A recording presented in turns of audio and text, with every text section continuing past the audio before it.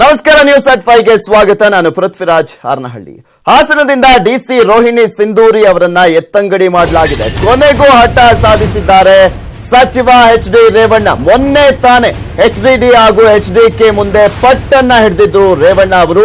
ಈಗ ಎತ್ತಂಗಡಿ ಮಾಡಿಸುವಲ್ಲಿ ಯಶಸ್ವಿ ಆಗಿದ್ದಾರೆ. ಇಲ್ಲಿ ಪ್ರಮುಖವಾಗಿ ಹಾಸನದ ಡಿಸಿ ಆಗಿರುವಂತ ರೋಹಿಣಿ ಸಿಂಧೂರಿ ಅವರನ್ನ ಎತ್ತಂಗಡಿ ಮಾಡಿಸುವಲ್ಲಿ ಲೋಕೋಪಯೋಗಿ ಸಚಿವರಾಗಿರುವಂತಹ ಎಚ್.ಡಿ. ರೇವಣ್ಣ ಅವರು ಯಶಸ್ವಿಯಾಗಿದ್ದಾರೆ. ಈ ಹಿಂದೆ ಸಿದ್ದರಾಮಯ್ಯನವರ ಸರ್ಕಾರ ಇದ್ದಂತಹ ಸಂದರ್ಭದಲ್ಲಿ ಅವರನ್ನ ಟ್ರಾನ್ಸ್ಫರ್ ಮಾಡಿದಂತಹ ಸಂದರ್ಭದಲ್ಲಿ ರೇವಣ್ಣ ಅವರೇ ಇವರನ್ನ ಉಳಿಸಿಕೊಳ್ಳುವ ನಿಟ್ಟಿನಲ್ಲಿ ಸಾಕಷ್ಟು ಮಾತನಾಡಿದ್ರು, ವಿರೋಧವನ್ನ ವ್ಯಕ್ತಪಡಿಸಿದ್ರು.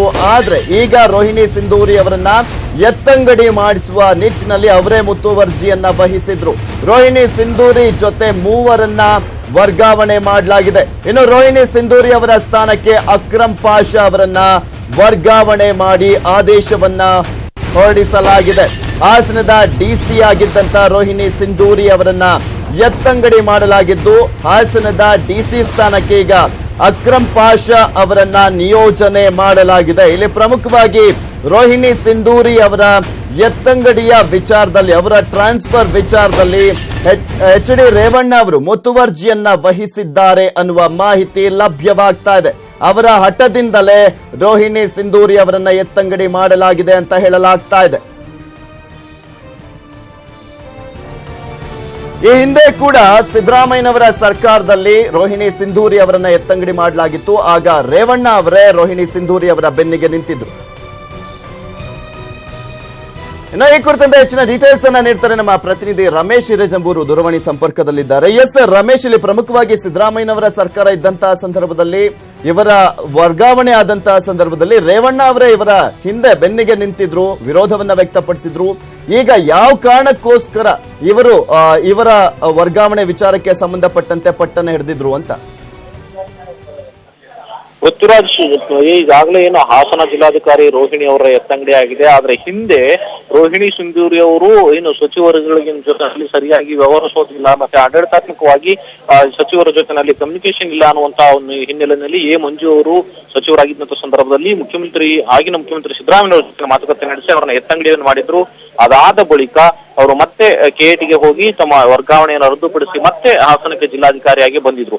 ಆ ಸಂದರ್ಭದಲ್ಲೂ ಕೂಡ ರೋಹಿಣಿ ಸಿಂಧೂರಿ ಅವರ ಜೊತೆನಲ್ಲಿ ಮಂಜು ಅವರು ಸಾಕಷ್ಟು ಬಾರಿ ಕಿತ್ತಾಟವನ್ನ ಮಾಡ್ಕೊಂಡಿದ್ರು.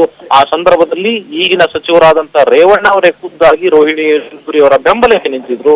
ಆದ್ರೆ ಈಗ ರೋಹಿಣಿ ಸಿಂಧೂರಿ ಅವರು ಅದೇ ರೇವಣ್ಣ ಅವರ ವಿರುದ್ಧವಾಗಿ ಕೂಡ ಅವರು ಆಟ ಸಾಧಿಸ್ತಾ ಇರುವಂತದ್ದು. ಜೊತೆಗೆ ಸರಿಯಾಗಿ ಅಲ್ಲಿ ಆಡಳಿತಾತ್ಮಕವಾಗಿ ಸಚಿವರಿಗೆ ಕೆಲಸ ಮಾಡ್ಲಿಕ್ಕೆ ಅವಕಾಶ ಕೊಡ್ತಾ ಇಲ್ಲ, ಜೊತೆಗೆ ತಮ್ಮ ಕೇಳಿ ಯಾವುದೇ ನಿರ್ಧಾರಗಳನ್ನು ಮಾಡ್ತಿಲ್ಲ ಕೆಲವು ಆಡಳಿತಾತ್ಮಕ ವಿಚಾರಗಳಲ್ಲಿ ಅನ್ನುವಂತ ಆರೋಪ ಕೇಳಿ ಬಂದಿತ್ತು. ಸೊ ಆ ಹಿನ್ನೆಲೆಯಲ್ಲಿ ರೇವಣ್ಣ ಅವರು ಪಟ್ಟು ಹಿಡಿದು ಅವರನ್ನ ವರ್ಗಾವಣೆ ಮಾಡಿಸಲೇಬೇಕು ಅನ್ನುವಂಥ ಹಠಕ್ಕೆ ಬಿದ್ದು ನಿಂತಿದ್ರು. ಆದ್ರೆ ಕಳೆದ ಬಾರಿ 4-5 ಜನ ಜಿಲ್ಲಾಧಿಕಾರಿಗಳು ವರ್ಗಾವಣೆ ಆದ ಸಂದರ್ಭದಲ್ಲಿ ರೋಹಿಣಿ ಸಿಂಧೂರಿ ಅವರ ವರ್ಗಾವಣೆಯನ್ನೂ ಮಾಡಬೇಕು ಅನ್ನೋಂತ ಪಟ್ಟು ಹಿಡಿದಿದ್ರು, ಅದು ಆಗಿರ್ಲಿಲ್ಲ. ಆದ್ರೆ ಈಗ ಮತ್ತೆ 4 ಜನ ಜಿಲ್ಲಾಧಿಕಾರಿಗಳ ವರ್ಗಾವಣೆ ಆಗಿದೆ. ಸೊ ಈ ಸಂದರ್ಭದಲ್ಲಿ ಕಳೆದ 2-3 ದಿನಗಳಿಂದ ದೇವೇಗೌಡರ ಜೊತೆನಲ್ಲಿ ರೇವಣ್ಣ ಅವರು ಇದೇ ವಿಚಾರಕ್ಕೆ ಸಂಬಂಧವಾಗಿ ಸಾಕಷ್ಟು ಚರ್ಚೆ ನಡೆಸಿದ್ರು. ಕೊನೆಗೂ ಕೂಡ ರೇವಣ್ಣ ಅವರು ರೋಹಿಣಿ ಸಿಂಧೂರಿ ಎಲ್ಲೋ ಒಂದ್ ಕಡೆ ಈ ಒಂದು ವರ್ಗಾವಣೆ ವಿಚಾರಕ್ಕೆ ಸಂಬಂಧಪಟ್ಟಂತೆ ಈ ಹಿಂದೆ ಬೆನ್ನಿಗೆ ನಿಂತಿದ್ದವರು ಈಗ ಎತ್ತಂಗಡಿಯನ್ನ ಮಾಡಿಸಿದ್ದಾರೆ ಅಂದ್ರೆ ಎಲ್ಲೋ ಒಂದ್ ಕಡೆ ಇದು ಜೆಡಿಎಸ್ಗೆ ಮುಜುಗರ ಆಗೋದಿಲ್ವಾ ಅಂತ? ಖಂಡಿತ ಇದು ಮುಜುಗರದ ವಿಚಾರ. ಆದ್ರೆ ಅಲ್ಲಿ ಆಡಳಿತಾತ್ಮಕ ವಿಚಾರದಲ್ಲಿ ತಮ್ಮನ್ನ ಯಾವುದೇ ಕಾರಣಕ್ಕೂ ಪರಿಗಣಿಸ್ತಾ ಇಲ್ಲ ಅನ್ನುವಂತ ಆರೋಪ ರೇವಣ್ಣ ಅವ್ರದ್ದು. ಸೊ ಆ ಕಾರಣಕ್ಕಾಗಿಯೇ ಇಲ್ಲಿ ಜಿಲ್ಲಾಧಿಕಾರಿಗಳನ್ನ ವರ್ಗಾವಣೆ ಮಾಡಬೇಕು ರೋಹಿಣಿ ಸಿಂಧೂರಿ ಅವರನ್ನ ಅನ್ನುವಂತ ಒಂದು ಒತ್ತಡವನ್ನ ದೇವೇಗೌಡರ ಮೂಲಕ ಕುಮಾರಸ್ವಾಮಿ ಅವರ ಮೇಲೆ ಹೇರುವಂತ ಕೆಲಸವನ್ನ ರೇವಣ್ಣ ಅವರು ಮಾಡಿದ್ರು. ಕೊನೆಗೂ ಆ ವಿಚಾರದಲ್ಲಿ ಯಶಸ್ವಿಯಾಗಿದ್ದಾರೆ. ರೇವಣ್ಣ ಅವರಿಗೆ ಒಂದು ರೀತಿ ರೋಹಿಣಿ ಸಿಂಧೂರಿ ಬಿಸು ತುಪ್ಪವೂ ಆಗಿದ್ರು. ಯಾಕಂದ್ರೆ ಅವರ ಬೆಂಬಲಕ್ಕೆ ನಿಂತು ಅವರನ್ನ ಅಲ್ಲಿ ಉಳಿಸ್ಕೊಂಡ್ರು ಕೂಡ ಈಗ ತಾವು ಸಚಿವರಾಗಿದ್ದಂತ ಸಂದರ್ಭದಲ್ಲಿ ತಮ್ಮನ್ನ ಪರಿಗಣಿಸ್ತಾ ಇಲ್ಲ ಸರಿಯಾಗಿ ಕೆಲವು ಆಡಳಿತಾತ್ಮಕ ವಿಚಾರಗಳಲ್ಲಿ ಅಥವಾ ಕಾಮಗಾರಿಗಳನ್ನ ನಡೆಸುವಂತ ವಿಚಾರದಲ್ಲಿ ಅನ್ನುವಂತ ಆರೋಪ ಮಾಡ್ತಾ ಇದ್ರು. ಸೊ ಆ ಹಿನ್ನೆಲೆಯಲ್ಲಿ ರೋಹಿಣಿ ಸಿಂಧೂರಿ ಅವರ ವಿರುದ್ಧವಾಗಿ ರೇವಣ್ಣ ಅವರು ಗರಂ ಆಗಿದ್ರು. ಕೊನೆಗೂ ಕೂಡ ಅವರನ್ನ ಎತ್ತಂಗಡಿ ಮಾಡಿಸುವಲ್ಲಿ ರೇವಣ್ಣ ಯಶಸ್ವಿಯಾಗಿದ್ದಾರೆ ಅಂತಾನೆ ಹೇಳ್ಬೋದು. ಅಲ್ಲ, ಈ ಹಿಂದೆನೂ ಕೂಡ ಹಾಸನದ ಜಿಲ್ಲಾ ಉಸ್ತುವಾರಿ ಸಚಿವರಾಗಿದ್ದಂತಹ ಮಂಜು ಅವರ ಒಂದು ಕೈವಾಡದಿಂದ ಇವರು ಎತ್ತಂಗಡಿ ಆಗ್ಬೇಕಾಗಿತ್ತು. ಈಗಲೂ ಕೂಡ ಹಾಸನದ ಉಸ್ತುವಾರಿ ಸಚಿವರಾಗಿರುವಂತಹ ಎಚ್.ಡಿ. ರೇವಣ್ಣ ಅವರ ಕೈವಾಡದಿಂದ ಎತ್ತಂಗಡಿ ಆಗ್ತಾ ಇದ್ದಾರೆ. ಒಟ್ಟಿನಲ್ಲಿ ರಾಜಕೀಯದ ಷಡ್ಯಂತ್ರಕ್ಕೆ ಬಲಿಯಾಗ್ತಾ ಇದ್ದಾರಲ್ಲ ಅಧಿಕಾರಿಗಳು ಅಂತ. ಖಂಡಿತವಾಗ್ಲೂ ಪೃಥ್ವಿರಾಜ್, ಯಾಕೆಂದ್ರೆ ಕಳೆದ ಬಾರಿ ಸಚಿವರಾಗಿದ್ದಂತ ಸಂದರ್ಭದಲ್ಲಿ ಎ ಮಂಜು ಅವರು ಕೂಡ ಅದೇ ಒಂದು ಕಾರಣವನ್ನ ಇಟ್ಕೊಂಡೆ ಅವರ ಮೇಲೆ ಏನು ಆರೋಪವನ್ನ ಮಾಡಿದ್ರು. ಇವರು ಸಚಿವರನ್ನ ಯಾವುದೇ ವಿಚಾರಕ್ಕೂ ಕೂಡ ಕರೆಯೋದಿಲ್ಲ, ಮಾತುಕತೆ ನಡೆಸೋದಿಲ್ಲ, ಏಕಾಏಕಿ ನಿರ್ಧಾರವನ್ನ ಕೈಗೊಳ್ತಾರೆ ಅನ್ನುವಂಥದ್ದು. ಸೊ ಈಗಲೂ ಕೂಡ ರೇವಣ್ಣ ಅವರು ಅದೇ ಆರೋಪವನ್ನ ಮಾಡ್ತಾ ಇರೋದು. ಎಲ್ಲ ಒಂದ್ ಕಡೆಗೆ ಇಲ್ಲಿ ರೇವಣ್ಣ ಅವರು ಸಿಂಧೂರಿ ಅವ್ರನ್ನ ಏನು ಜಿದ್ದಿಗೆ ಬಿದ್ದು ಈಗ ಟ್ರಾನ್ಸ್ಫರ್ ಮಾಡಿಸಿರುವಂತದ್ದು ಮತ್ತೆ ಜೆಡಿಎಸ್ಗೆ ಒಂದ್ ರೀತಿ ಮುಜುಗರ ಆಗಿದೆ. ಮತ್ತೊಂದ್ ಕಡೆನಲ್ಲಿ ಅವರ ಆಡಳಿತಾತ್ಮಕವಾಗಿ ಅವರನ್ನ ಎತ್ತಂಗಡಿ ಮಾಡಿಸ್ಲೇಬೇಕು ಅನ್ನೋ ಪಟ್ಟು ಹಿಡಿದಿರೋ ಹಿನ್ನೆಲೆಯಲ್ಲಿ ಈ ಒಂದು ಅವರು ಯಶಸ್ಸನ್ನ ಕಂಡಿದ್ದಾರೆ. ಆದ್ರೆ ಒಟ್ಟಾರೆ ಇನ್ನು ಕಳೆದ ಬಾರಿ ಕಾಂಗ್ರೆಸ್ ಅವರನ್ನ ಎತ್ತಂಗಡಿ ಮಾಡಿಸಲಿಕ್ಕೆ ಪ್ರಯತ್ನ ಪಟ್ಟಿತ್ತು, ಈಗ ಜೆಡಿಎಸ್ ಅವ್ರನ್ನ ಎತ್ತಂಗಡಿ ಮಾಡಿರುವಂತದ್ದು ಒಂದು ರೀತಿ ವಿಪರ್ಯಾಸ ಅಂತಾನೆ ಹೇಳ್ಬೋದು ಪೃಥ್ವಿರಾಜ್.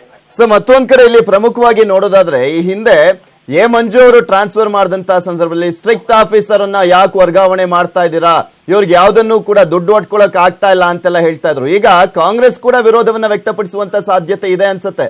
ಯಾಕೆಂದ್ರೆ ಈಗ ರೇವಣ್ಣ ಅವರೇ ಮುತುವರ್ಜಿಯನ್ನ ವಹಿಸಿ ವರ್ಗಾವಣೆ ಮಾಡಿಸಿರುವಂತ ಹಿನ್ನೆಲೆಯಲ್ಲಿ ಖಂಡಿತವಾಗ್ಲೂ ಪೃಥ್ವಿರಾಜ್, ಯಾಕೆಂದ್ರೆ ಕಳೆದ ಬಾರಿ ಎ ಮಂಜು ಅವರು ಅವರನ್ನ ವರ್ಗಾವಣೆ ಮಾಡಿಸುವಂತ ಸಂದರ್ಭದಲ್ಲಿ ಇದೇ ರೇವಣ್ಣ ಅವರ ಬೆನ್ನಿಗೆ ನಿಂತಿದ್ರು. ಸೊ ಈಗ ಎ ಮಂಜು ಅವರು ಒಂದ್ ರೀತಿ ಡಿಫೆನ್ಸ್ ಬ್ಯಾಟಿಂಗ್ ಮಾಡೋ ಎಲ್ಲ ಸಾಧ್ಯತೆ ಇದೆ. ಯಾಕೆಂದ್ರೆ ಕಳೆದ ಬಾರಿ ನಾನು ವರ್ಗಾವಣೆ ಮಾಡುವಂತ ಸಂದರ್ಭದಲ್ಲಿ ಇದೇ ರೇವಣ್ಣ ಅವರು ಅವರನ್ನ ಉಳಿಸ್ಕೊಂಡ್ರು. ಆದ್ರೆ ಈಗ ಅವರೇ ವರ್ಗಾವಣೆ ಮಾಡಿರುವಂತದ್ದು ಸರಿಯಲ್ಲ ಅನ್ನುವಂತ ವಾದವನ್ನ ಎ ಮಂಜು ಅವರು ಮಾಡುವಂತ ಎಲ್ಲ ಸಾಧ್ಯತೆಗಳಿದೆ. ಆದ್ರೆ ಪಕ್ಷದ ವೇದಿಕೆಯಲ್ಲೂ ಕೂಡ ಇದು ಕೂಡ ಚರ್ಚೆ ಆಗುತ್ತೆ.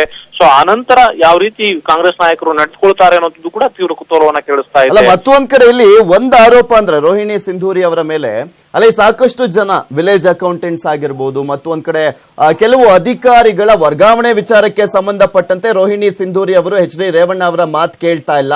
ಸೊ ಇದೇ ದೊಡ್ಡ ರೀಸನ್ ಆಯ್ತಾ ಅಂತ? ಖಂಡಿತ ಪೃಥ್ವಿರಾಜ್. ಸೊ ಆ ಕಾರಣಕ್ಕಾಗಿನೇ ಈಗ ರೇವಣ್ಣ ಅವರು ಅವರನ್ನ ರೋಹಿಣಿ ಸಿಂಧೂರಿ ಅವರನ್ನ ವರ್ಗಾವಣೆ ಮಾಡಬೇಕು ಅನ್ನುವಂತ ಪಟ್ಟನ್ನ ಹಿಡಿದು ಕುಳಿತಿದ್ದು. ಸೊ ಆ ಹಿನ್ನೆಲೆಯಲ್ಲಿನೇ ದೇವೇಗೌಡರ ಮೂಲಕ ಕುಮಾರಸ್ವಾಮಿ ಅವರ ಮೇಲೆ ಒತ್ತಡವನ್ನ ಹೆಚ್ಚಿಸುವಂತ ಕೆಲಸವನ್ನು ಕೂಡ ಮಾಡಿದ್ರು ಕಳೆದ 2-3 ದಿನಗಳಿಂದ. ಸೊ ಇಷ್ಟೆಲ್ಲ ಆದ್ರೂ ಕೂಡ ಅದೇನು ಅವರನ್ನ ವರ್ಗಾವಣೆ ಮಾಡಿಸುವಲ್ಲಿ ರೇವಣ್ಣ ಅವರು ಬಹುತೇಕ ಈಗ ಯಶಸ್ವಿಯಾಗಿದ್ದಾರೆ.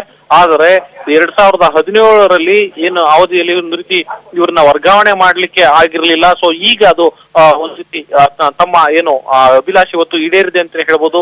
ಒಂದು ಮಟ್ಟಿಗೆ ಇದೇನು ರೇವಣ್ಣ ಅವರ ಈ ನಡೆ ಕಾಂಗ್ರೆಸ್ ಪಕ್ಷದಲ್ಲೂ ಕೂಡ ಸಾಕಷ್ಟು ಚರ್ಚೆಗೆ ಗ್ರಾಸವಾಗುವಂತಹ ಸಾಧ್ಯತೆ ಅಲಗಡೆಯೂ ಆಗಿಲ್ಲ Prithviraj. Okay, thank you Ramesh Rajamburu ನಿಮ್ಮೆಲ್ಲ ಮಾಹಿತಿಗಾಗಿ.